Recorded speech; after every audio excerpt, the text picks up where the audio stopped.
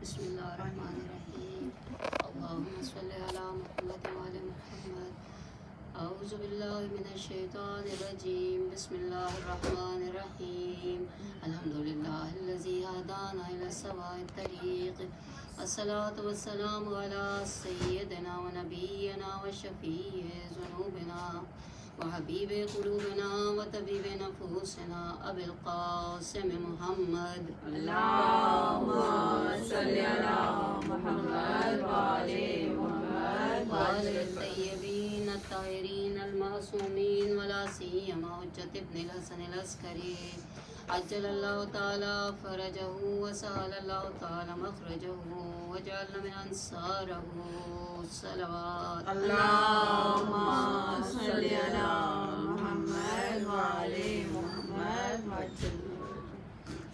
أما بعده فقد قال الله تعالى في كتابه المبين القرآن المجيد بسم الله الرحمن الرحيم فقل تعالوا ندعو أبناءنا وأبناءكم ونساءنا ونساءكم وأنفسنا وأنفسكم ثم نبتهل ونجعل لعنة الله على الكاذبين صلوات اللهم صل على محمد وعلى محمد وسلم.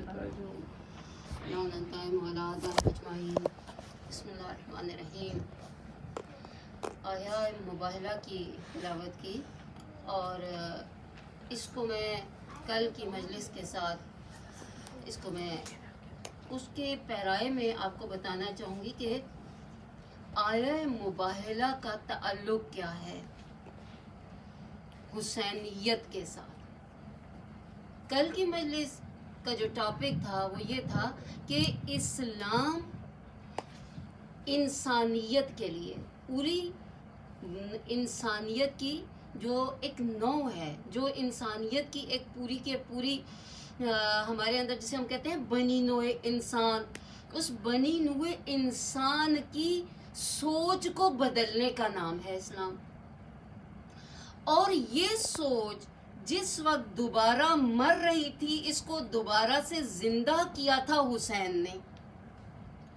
سوچ کیا تھی؟ کل میں نے اس کا ذکر کیا کہ جس معاشرے میں اسلام آیا تھا وہ معاشرہ کون سا تھا؟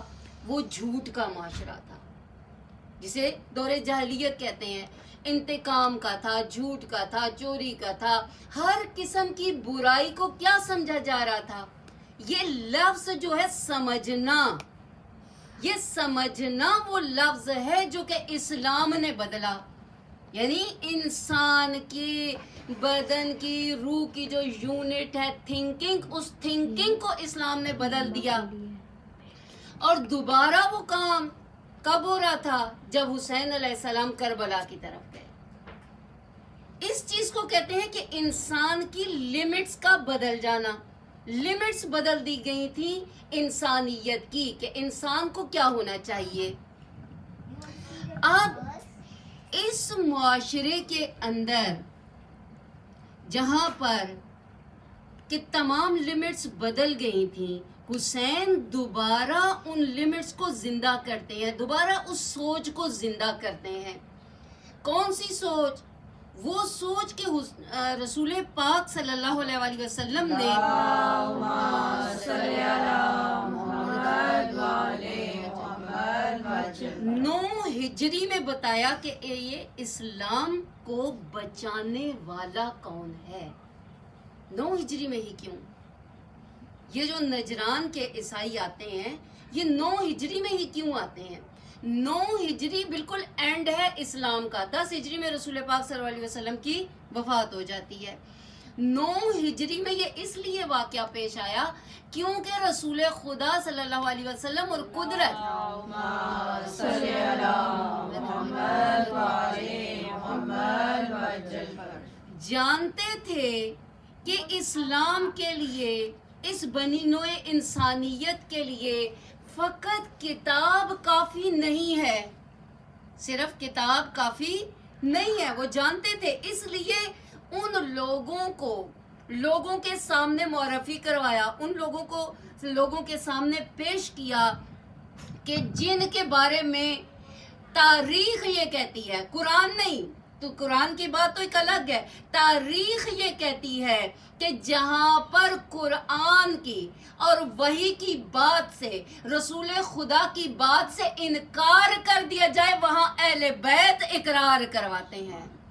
صلوات پڑھیں محمد علیہ اللہم صلی علی محمد وعلی محمد وجل۔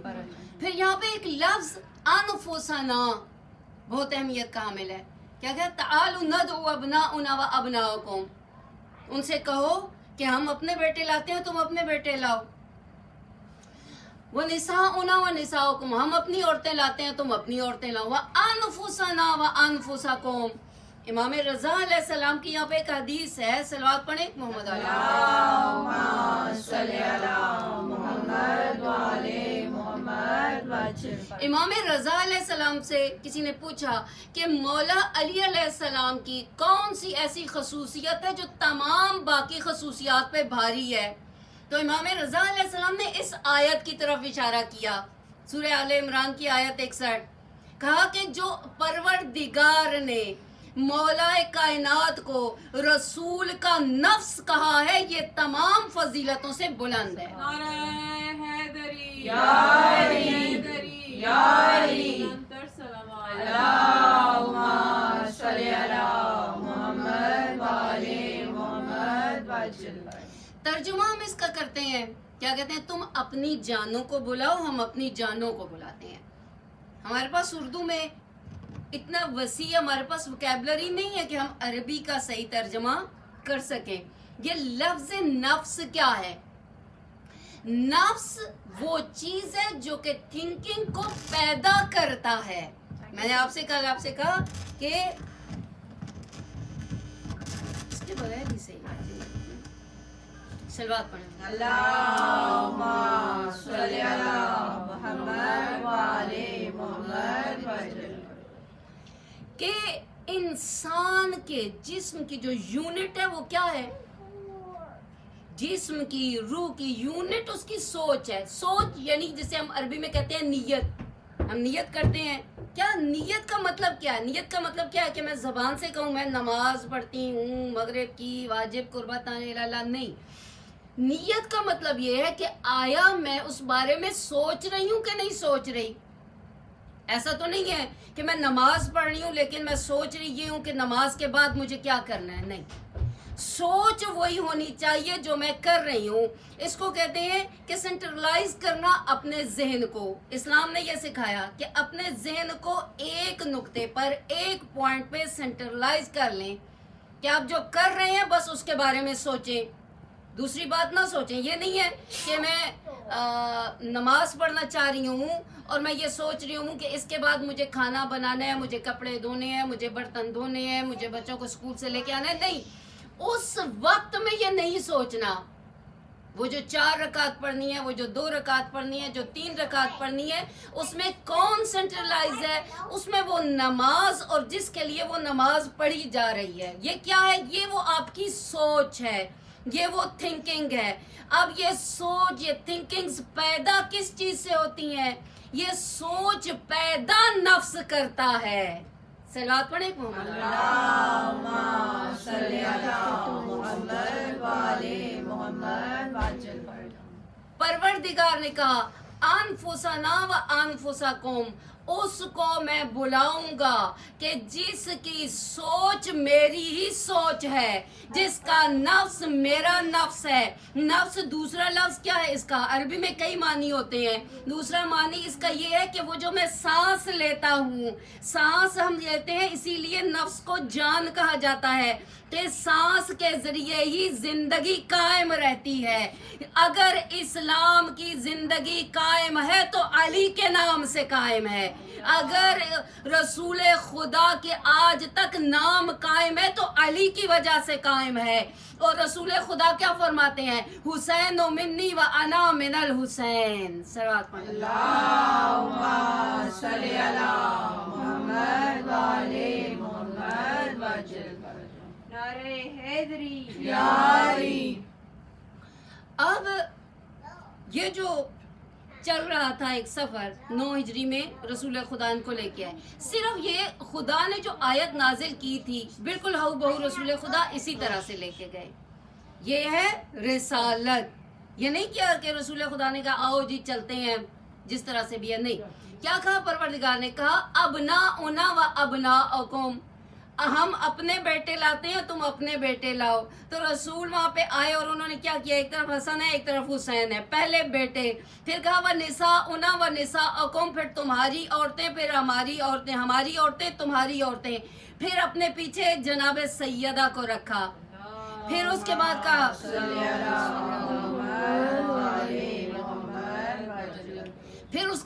کہا وَأَنفُسَنَا وَأَنفُسَكُمْ, ہم اپنی جانوں کو لاتے ہیں تم اپنی جانوں کو لاؤ. یعنی جو اس کے درمیان ہے وہ سب کے سب ایک نفس ہیں, وہ ایک دوسرے سے جدا نہیں ہو سکتے. جو سانس رسول لیتے ہیں وہی سانس علی لیتے ہیں, جو سوچ رسول رکھتے ہیں وہی سوچ علی رکھتے ہیں, جو خیال رسول رکھتے ہیں وہی خیال علی رکھتے ہیں, جو ویوز پیدا کرتے ہیں رسول وہی ویوز پیدا کرتے ہیں علی. اور دونوں کے جو درمیان ہے وہ تو خود بخود وہی بنے گا جو وہ بنا رہے ہیں. صلوات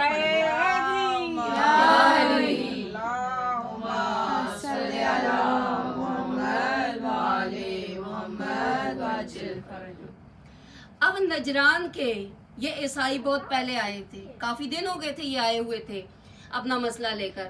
مسئلہ کیا تھا کہ انہوں نے ٹیکس نہیں پے کرنا تھا.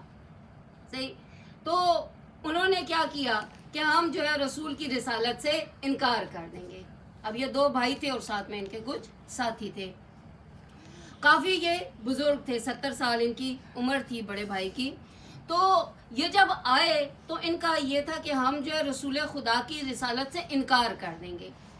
اب جب دیکھا کہ پہلے آئے رسول خدا سے کہا ہم آپ سے ملنا چاہتے ہیں, رسول خدا نے کوئی جواب نہیں دیا, نہیں ملے.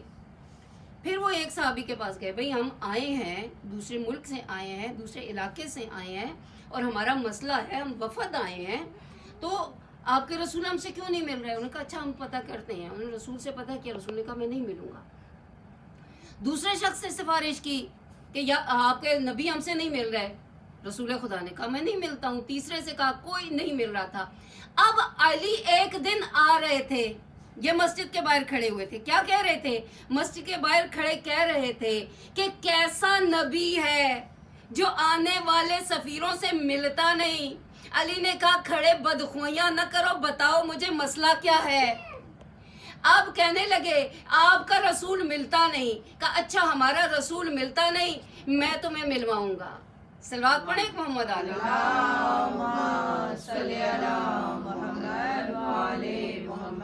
رسول کی زندگی میں بھی علی کے وسیلے کے بغیر کوئی رسول سے مل نہیں سکتا. تو کہا کہ اچھا آپ ملوائیں گے, کس طرح؟ کہا کہ یہ جو تم لوگوں نے ریشمی کپڑے پہنے ہیں نا ان کو بدل کے آؤ, یہ جو سونے کی انگوٹھیاں پہنی ہیں نا انہیں اتار کے آؤ, یہ جو چینز پہنی ہیں یہ اتار کے آؤ. ہمارے رسول سادگی کو پسند کرتے ہیں, خلوص کو پسند کرتے ہیں. ہمارے رسول یہ سب کچھ پسند نہیں کرتے, یہ اتار کے آؤ. جب وہ اتار کے آئے علی لے گئے, کہا یا رسول اللہ یہ نجران کے عیسائی ہیں, ملنا چاہتے ہیں. اب جب مسئلہ ہو گیا تو اللہ نے وہی نازل کی بتایا کہ بھئی اگر ان کا مسئلہ یہ ہے کہ حضرت عیسیٰ علیہ السلام جو ہیں وہ خدا کے بیٹے ہیں, تو پھر تو حضرت آدم جو ہیں وہ بھی درجہ اولا خدا کے بیٹے ہونے چاہیے, اس لیے کہ ان کا تو نہ ماں ہے نہ باپ ہے, ان کی نہ ماں ہے نہ باپ ہے. اس طرح سے تو وہ فضیلت لے گئے. تو اب ان پہ اثر نہیں ہو رہا. انہوں نے کہا ایک سوال تیار کیا جائے.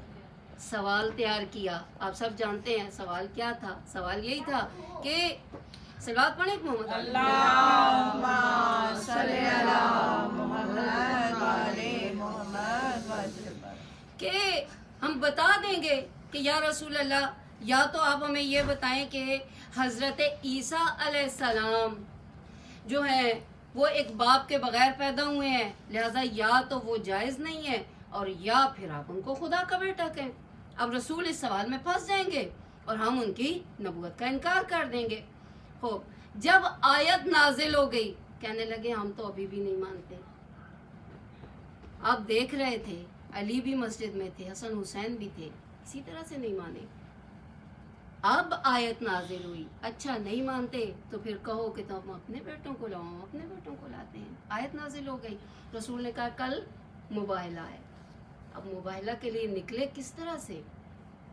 جب گھر سے نکلے رسول خدا نے عبا پہنی ہوئی تھی, اپنی عبا لی. ابھی آپ نے حدیث قصہ سنی ہے, حدیث قصہ میں کیا ہوا تھا؟ حدیث قصہ میں رسول خدا نے وہ جو چادر یمنی اوڑھ رکھی تھی اس کے نیچے سب کو لے آئے اور ایک نور بن گئے. اب جب رسول نے ان کو گھر سے لیا, باہر نکلے, مسجد نبوی میں آئے, رسول نے عبا کھولی, عبا کے اندر پانچوں کے پانچوں آ گئے. جب قصا میں بیٹھے تو اہل قصا تھے, جب عبا میں آئے تو آل عبا کہلائے. اب یہ آل عبا چلے ہیں, آگے آگے رسول ہیں, حسن حسین ہیں, پیچھے جناب زارا ہیں, اس سے پیچھے نفس رسول ہیں. اب دور سے دیکھا عیسائیوں نے, کیا کہنے لگے؟ کہا اگر, پہلے ہی کہہ رہے تھے اگر صحابی لایا تو جھوٹا ہوگا, گھر والے لایا تو سچا ہوگا. اور جب دور سے دیکھا ایسا نور کا حالہ دیکھا, کہا اگر ان سے مباہلہ کیا تو ہم برباد ہو جائیں گے. یا صلی علی محمد والے محمد وجل. مباہلہ کا مطلب یہ تھا کہ آپس میں ایک دوسرے پہ لعنت کریں, جو جھوٹا ہوگا وہ نیست و نابود ہو جائے گا. جب عیسائیوں نے دور ہی سے دیکھ کے کہہ دیا کہ اگر ان سے مباہلہ کیا تو ہم نیست و نابود ہو جائیں گے, اس کا مطلب یہ ہے کہ آنے والے کی رضا پروردگار کی رضا تھی, آنے والے کی مشیت پروردگار کی مشیت تھی. یہ تو وہ عیسائی بھی سمجھ گئے. بس یہاں سے پتہ چلا کہ جس کو صادق قرآن, سچا قرآن, جس ضدی کو راہ راست پہ نہ لا سکے اسے صادق آل محمد راہ راست پہ لاتے ہیں. صلی علی محمد والے محمد وجل. جو سامت قرآن سے نہ سمجھ سکے اسے ناطق قرآن سمجھاتا ہے. اور یہ راہ راست پہ لانا, یہ صراط مستقیم پہ آنا, مثال اس کی قائم کر دی جو حسین نے, وہ کوئی نہ کر سکا. جب حسین وارد ہوتے ہیں نا کربلا سے کچھ منزل پیچھے, تو ہور آ گیا. جب گھر سے نکل رہے تھے نا مولا, تو مولا عباس سے کہا تھا کہ عباس پانی بہت رکھنا. پتہ نہیں حسین پہلے سے کتنے انتظام کر کے چلے تھے. حسین نے کہا عباس پانی بہت رکھنا. عباس نے کہا مولا پانی بہت رکھا ہے.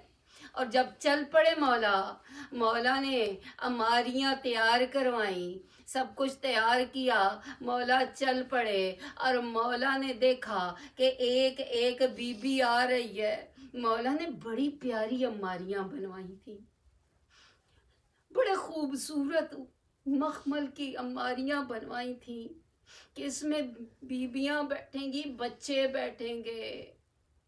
جب میرے مولا مروان کے پاس سے نکلے تو کہاں گئے مولا؟ پہلے رسول کے پاس نہیں گئے, پہلے جناب سیدہ کے پاس نہیں گئے, سب سے پہلے زینب کے گھر گئے. کہا زینب چلنے کا وقت آ گیا, وطن چھوڑنے کا وقت آ گیا ہے زینب. مولا جناب زینب کو بتا کے نکلے. بی بی زینب نے تیاری شروع کر دی. کہا بس زینب صبح نکلنا ہے. مولا وہاں سے نکلے زینب کے گھر سے اور سیدھے چلے روضہ رسول پہ. جب جناب رسول خدا کے روزے پر آئے تو رسول کی زری سے چمٹ کر مولا اتنے روئے کہ مولا پہ غش طاری ہو گیا. مولا پہ جب غش طاری ہو گیا، مولا نے رسول خدا کی زیارت کی، کہا یا رسول اللہ میں آپ سے بڑی محبت کرتا ہوں۔ رسول خدا نے کہا حسین لیکن خدا چاہتا ہے یہ قتیلا، وہ چاہتا ہے کہ تجھے قتل ہوتے ہوئے دیکھے۔ یہ لفظ قتیلا بڑے معنی رکھتا ہے، قتلن نہیں کہا رسول اللہ نے، کہا قتیلن تجھے ٹکڑے ٹکڑے ہوتا دیکھے۔ اور جب یہاں سے نکلے امام حسن کی قبر پہ گئے اور پھر اپنی ماں کے پاس جا کے بیٹھ گئے قبر پہ، کہا ماں میں جا رہا ہوں آپ کی قبر چھوڑ کے، اب آپ کا حسین کربلا جا رہا ہے۔ سنو گے مومنات کیا ہوا؟ مولا نے جب بی بی کی قبر پہ بیٹھ کے بی بی سے الوداع کیا نا، تو بی بی مجھے نہیں پتا کہ بی بی پہ کیا گزری ہوگی وہ ماں کہ جب کفن پہنا کے لایا گیا تھا، کفن کے بند باندھ دیے تھے اور کہا تھا سارے بچے مل لو، ایک حسین کھڑے تھے، سارے مل رہے تھے، حسین آتے نہیں تھے، چھوٹے تھے نا، بہت لاڈلے تھے ماں کے۔ مولا فرماتے ہیں حسین اپنی ماں سے مل لو، کہا میں نہیں ملوں گا جب تک ماں بلائے گی نہیں۔ حسین ہمیشہ ایسے ہی کرتے تھے، جب آتے تھے نا گھر میں تو حسن بھاگ کے اندر آ جاتے تھے، حسین کھڑے رہتے تھے، پھر جب ماں کہتی تھی نا حسین آ جا تو آ جاتے تھے۔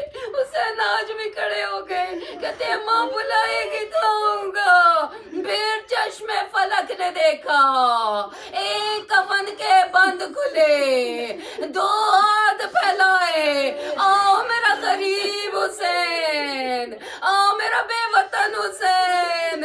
آج یہ بے وطن حسین ماں کی قبر پہ بیٹھا ہے، کیا کہہ رہا ہے؟ ماں میں جا رہا ہوں، میرا دل کہتا ہے آج بھی قبر ضرور پٹی ہوگی۔ زینب نے دیکھا ہوگا، جناب سیدہ نے شاید ہاتھ پھیلائے ہوں، یا شاید جناب سیدہ نے کہا ہو ہائے میرا بے وطن تو تنہا نہیں ہے حسین، میں ہر منزل میں تیرے ساتھ رہوں گی۔ حسین تو دیکھے گا ارے ریت ہوگی جہاں گرم، میں اپنی ابا پھیلا دوں گی۔ حسین جس نشیب میں تو گرے گا میں اپنے بالوں سے صاف کروں گی۔ اور پھر دیکھا حسین نے جب کربلا پہنچے، اس نشیب کے پاس جا کے حسین نے 2 رکعت نماز پڑھی۔ زینب نے پوچھا حسین یہاں نماز کیوں پڑھی؟ کہا زینب یہ وہ نشیب ہے جہاں میری ماں ساری رات کنکر اٹھاتی رہی۔ میری ماں کہتی تھی اے زمین کربلا میرے حسین کا بدن بڑا نازک ہے، ارے زمین بڑی گرم تھی، حسین بڑے نازوں کے پلے تھے، اور یہ کیا زمین پہ کیسے آئے حسین؟ پتہ نہیں سیدہ نے کیسے دیکھا حسین نہ زمین پہ تھے نہ زین پہ۔ 9 منٹ تک حسین فضا میں تیروں پہ بلند تھے۔ اللہ لعنت اللہ۔